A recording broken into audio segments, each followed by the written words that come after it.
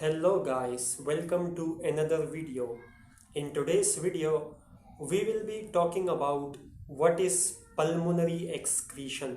ठीक है, आज हम लोग इस वीडियो में डिस्कस करेंगे कि पल्मोनरी एक्सक्रीशन क्या होता है, पल्मोनरी एक्सक्रीशन का मैकेनिज्म क्या होता है और इसका जो प्रोसेस है वो क्या होता है, कौन कौन से एग्जाम्पल्स है ड्रग्स के जो कि पल्मोनरी एक्सक्रीशन के ज़रिए बॉडी से एक्सक्रीट आउट होते हैं। ठीक है, तो वीडियो शुरू करने से पहले मैं आपको रिक्वेस्ट करूंगा कि चैनल को प्लीज़ सब्सक्राइब करें ताकि आपको जो है अपकमिंग इंटरेस्टिंग वीडियोस मिलती रहे फार्मेसी सब्जेक्ट्स और टॉपिक्स के बारे में। ठीक है, तो हमारे साथ जो है जुड़े रहिएगा। अगर आप भी जो है इंटरेस्टेड हो डिफरेंट टॉपिक्स को समझने में, वो भी इजी और सिंपल वर्ड्स में, ये आपके साथ हमारा प्रॉमिस है कि आपको हम जो है वो फुल इजी और फुल सिंपल अल्फाज में समझाने की कोशिश करेंगे। ठीक है, तो इंशाल्लाह आपने जो है सब्सक्राइब भी करना है और दोस्तों के साथ भी शेयर करना है ताकि दोस्तों का भी फ़ायदा हो। तो शुरू करते हैं हमारा आज का टॉपिक जो कि है पल्मोनरी एक्सक्रीशन। ठीक है, तो दोस्तों शुरू करने से पहले आपको ये पता होना चाहिए कि पल्मोनरी वर्ड का क्या मतलब होता है। पल्मोनरी वर्ड का मतलब होता है लंग्स। ठीक है, फेफड़े जो है आपके लंग्स, उनको हम लोग पल्मोनरी भी कहते हैं। ठीक है, अच्छा ये तो हो गया पल्मोनरी की बात। अब दूसरा वर्ड है एक्सक्रीशन। एक्सक्रीशन का मतलब होता है कि कोई भी ड्रग हो या ड्रग के मेटाबोलाइट हो, ठीक है, वो बॉडी से जब बाहर एक्सक्रीट आउट हो जाते हैं, या तो यूरिन के ज़रिए होते हैं जिसको हम लोग रीनल एक्सक्रीशन कह सकते हैं, या तो बाइल के ज़रिए एक्सक्रीट आउट हो जाए जिसको हम फीकल एक्सक्रीशन कहते हैं फीसिस में। ठीक है, तो इसके अलावा हम लोग जो अभी बात कर रहे हैं वो पल्मोनरी एक्सक्रीशन है, यानी लंग्स के ज़रिए एक्सक्रीशन कैसे होती है। ठीक है, तो सबसे पहले आपको ये पता होना चाहिए कि पल्मोनरी एक्सक्रीशन के लिए कौन से जो ड्रग्स है वो अप्लाई या एलिजिबल है। ठीक है, मतलब ड्रग की रिक्वायरमेंट्स क्या होनी चाहिए पल्मोनरी एक्सक्रीशन के लिए। तो सबसे पहली रिक्वायरमेंट ये है कि ड्रग का जो मॉलिक्यूलर वेट है वो लेस देन 300 होना चाहिए। ठीक है, और दूसरा रिक्वायरमेंट ये है कि ड्रग जो है वो लिपोफिलिक होना चाहिए। तीसरा रिक्वायरमेंट ये है कि ड्रग जो है वो वोलेटाइल होना चाहिए। ठीक हो गया, तो ये चंद रिक्वायरमेंट्स है पल्मोनरी एक्सक्रीशन के लिए।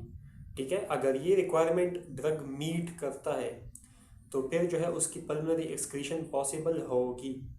अगर ये रिक्वायरमेंट ड्रग मीट नहीं करता तो उसकी पल्मोनरी एक्सक्रीशन पॉसिबल बिल्कुल नहीं होगी। ठीक है, तो यहाँ तक तो आपका थोड़ा बहुत आपको आइडिया हो गया है कि पल्मोनरी एक्सक्रीशन क्या होता है। ठीक है, अब हम लोग बात करते हैं कि इसमें कौन कौन से ड्रग्स होते हैं जो जिनकी पल्मोनरी एक्सक्रीशन यानी लंग्स के थ्रू वो एक्सक्रीट आउट होते हैं।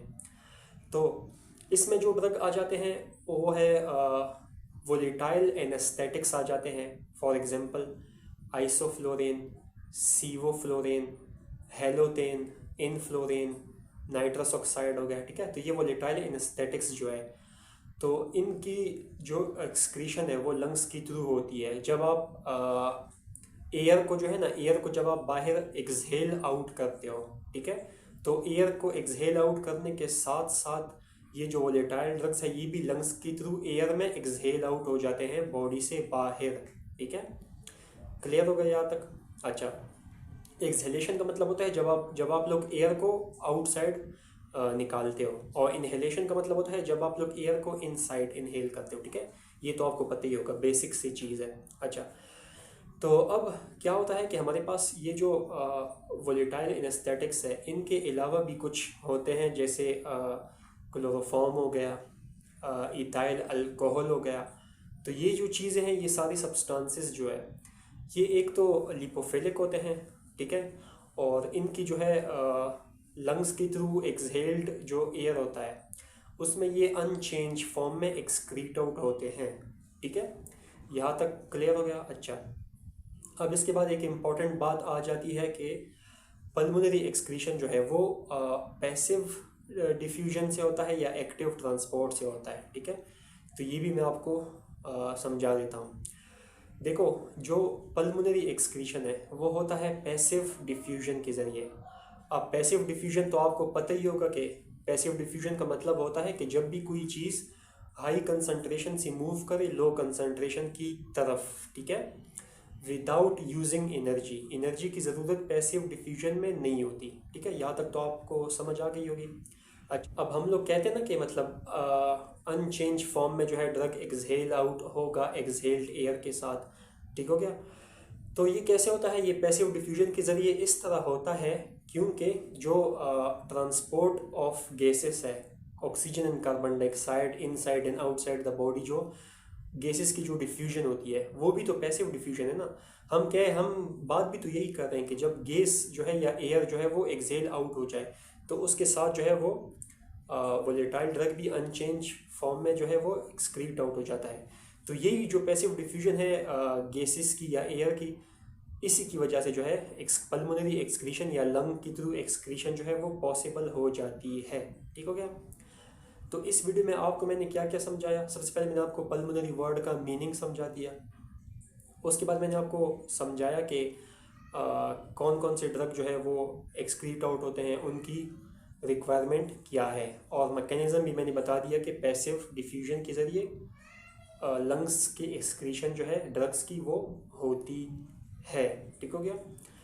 तो आई होप कि आपको समझ आ गई होगी पल्मोनरी एक्सक्रीशन के बारे में। और अगर नहीं समझ आई तो कमेंट सेक्शन तो है आपके पास, आप क्वेश्चन भी तो पूछ सकते हो कमेंट्स में, तो हम आपको वहाँ पे भी रिप्लाई कर देंगे। कोई भी डाउट हो, कोई भी क्वेश्चन हो, आप मस्ट हमसे शेयर करें, ठीक है, ताकि हम जो है आपके सवाल के लिए कोई पॉसिबल सोल्यूशन आंसर जो है वो प्रोवाइड कर सके और आपका जो कंसेप्ट है वो मज़ीद बिल्डअप कर सके, ठीक है। तो चैनल को सब्सक्राइब करना मत भूलिएगा और शेयर भी ज़रूर कीजिएगा। तो दोस्तों, ये थी हमारी आज की वीडियो। मिलते हैं नेक्स्ट वीडियो में। Bye bye.